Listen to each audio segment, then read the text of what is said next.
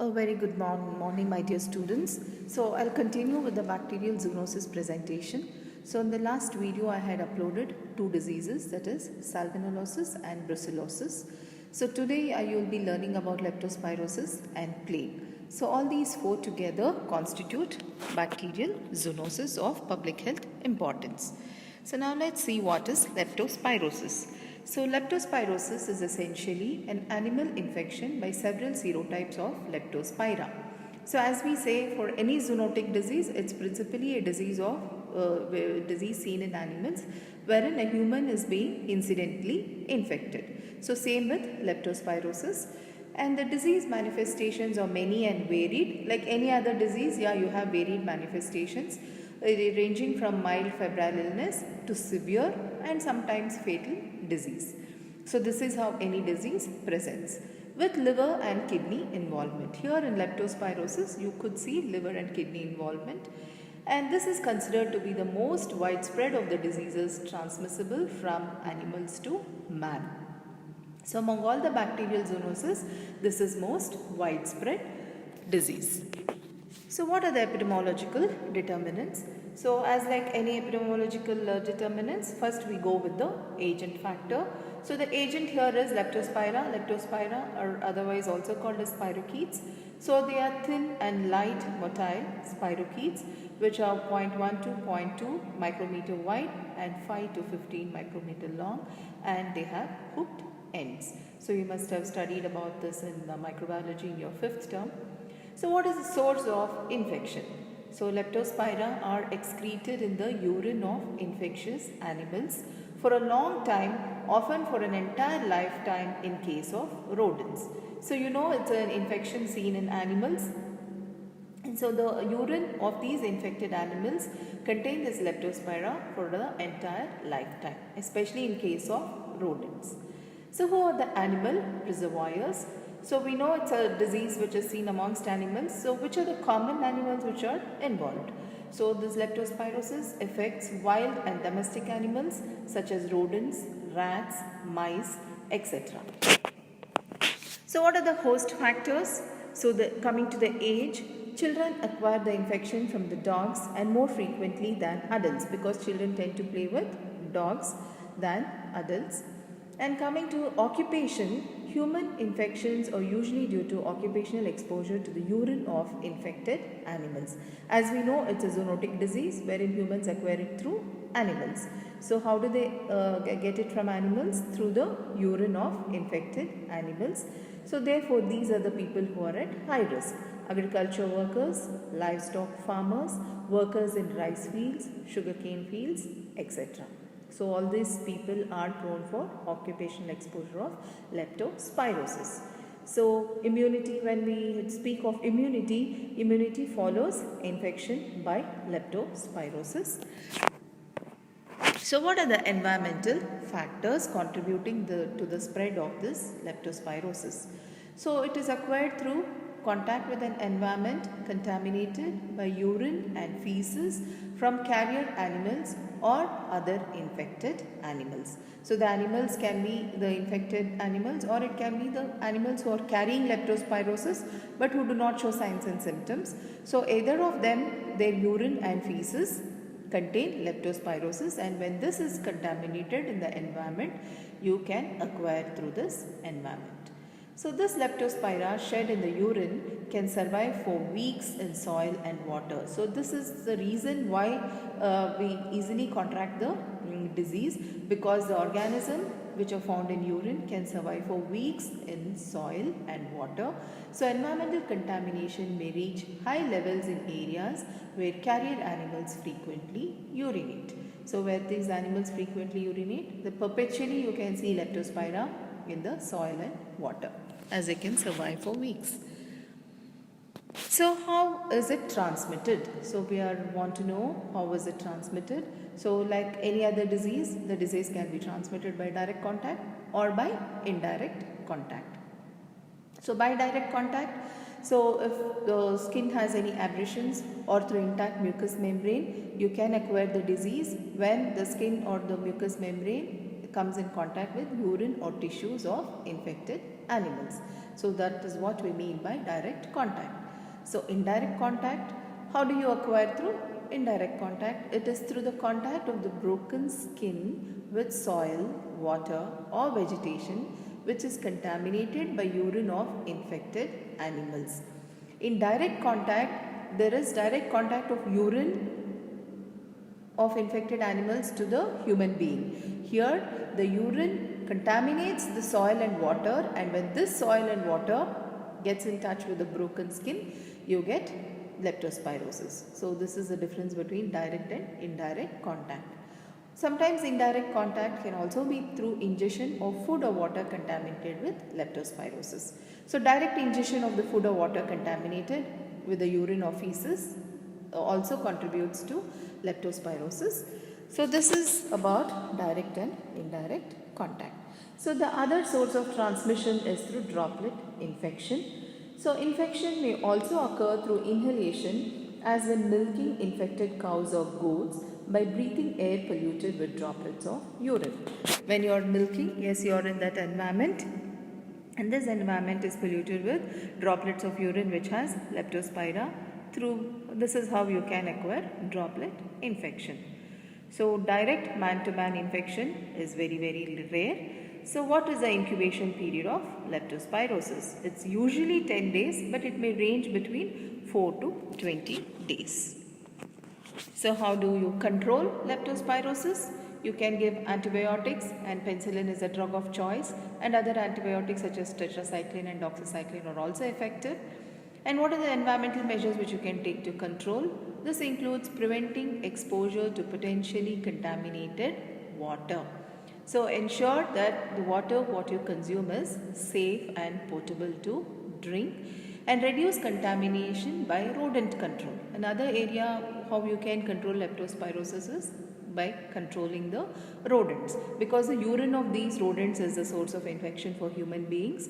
So you need to reduce contamination by rodent control.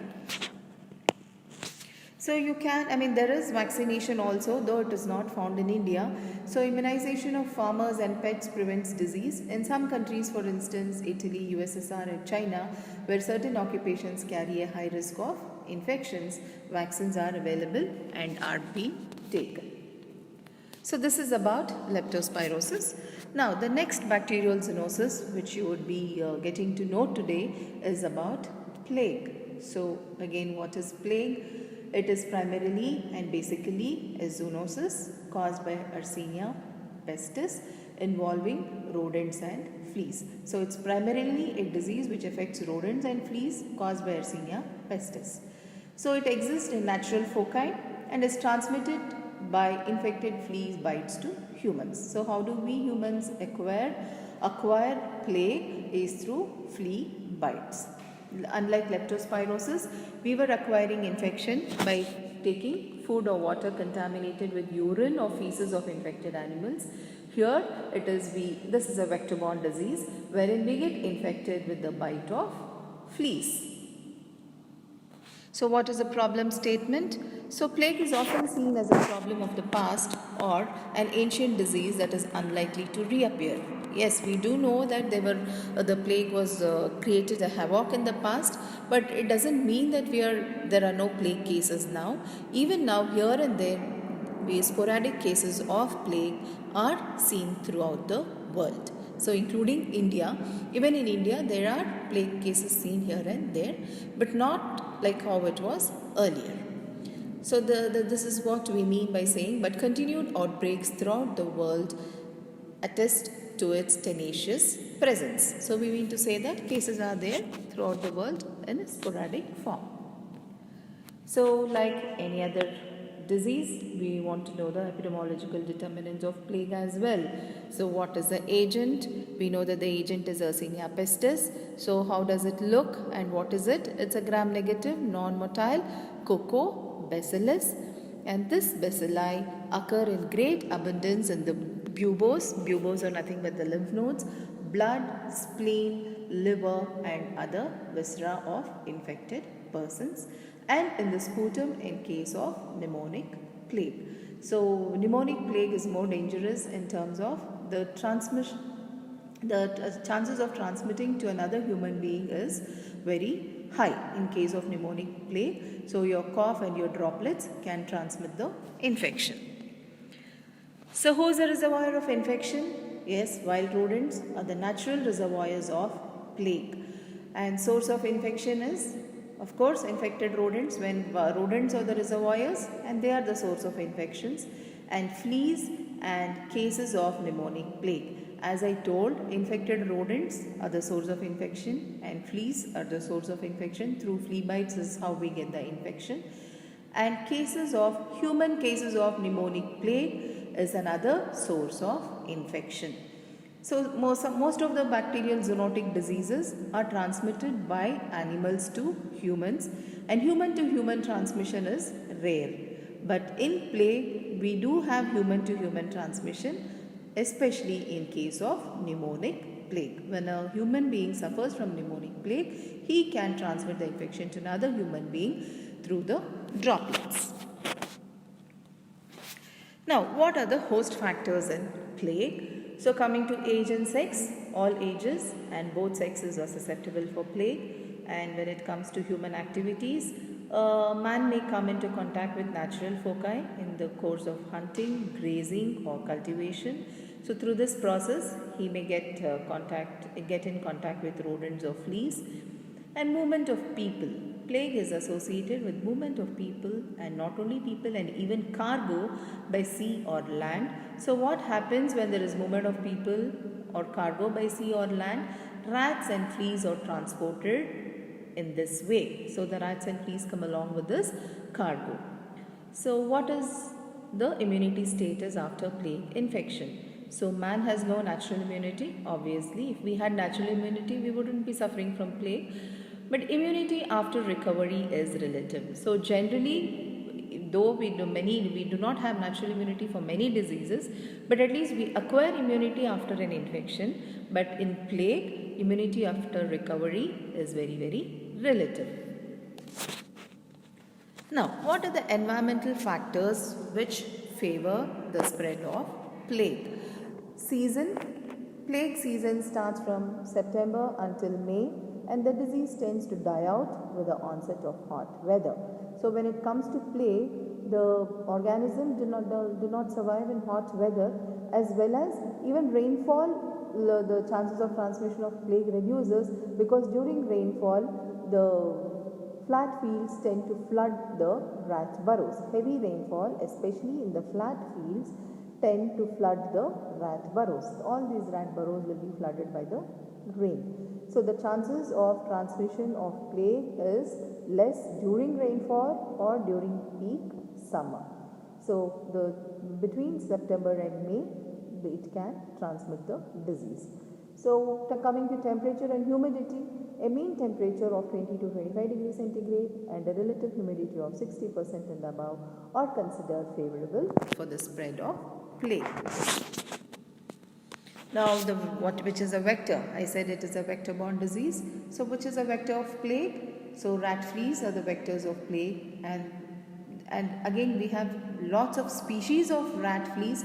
So, among the different species, Xenopsilla chiopis is the common one which can transmit plague, though there are other different species. So, this species is of public health importance. Now, mode of transmission of human plague. So, how do we get plague? So, there are 5 transmission cycles of human plague in man. So, let us see each of them. So, the first one is very simple. So, as we know, plague is a disease of rodents or rats.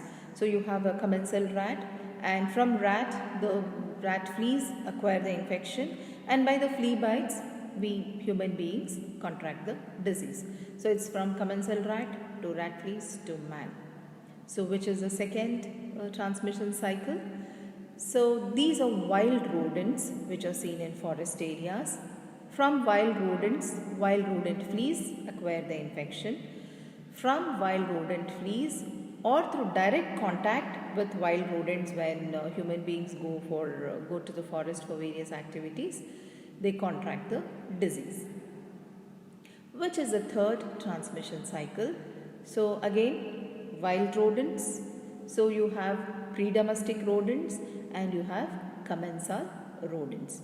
So there are three rodents. One is wild, pre-domestic, and commensal rodents or domestic rodents. So from wild rodent fleas get infected, and from pre-domestic rodents, pre-domestic rodent fleas get infected. From commensal rodents, commensal rodent fleas get infected. So by the bite of any of these fleas, either wild rodent fleas or pre-domestic rodent fleas or domestic rodent fleas, depending on your exposure, you can get infection. If a man has entered the forest area, the wild rodent fleas can bite him and he can get the disease. Similarly, a pre-domestic rodent in the peripheries, if he is moving around, the flea bites of pre-domestic rodent can transmit the disease, and the common or the domestic rodent fleas can also transmit the disease. And the fourth transmission cycle is man to man through human fleas. So how is it transmitted from man to man? As I said, this is one of the bacterial zoonosis which is transmitted from man to man. So how is it transmitted? By flea bites, by human fleas. And then the last transmission cycle is man to man. So there is no vector, there is no human fleas in between. It's direct transmission from man to man. So if you can recall, why is man to man transmission seen in human plague, and which type of human plague is transmitted from man to man? It is pneumonic plague through droplets. When the person coughs or sneezes, he can transmit the disease through droplet infection. So these are the 5 modes of which human plague can be transmitted.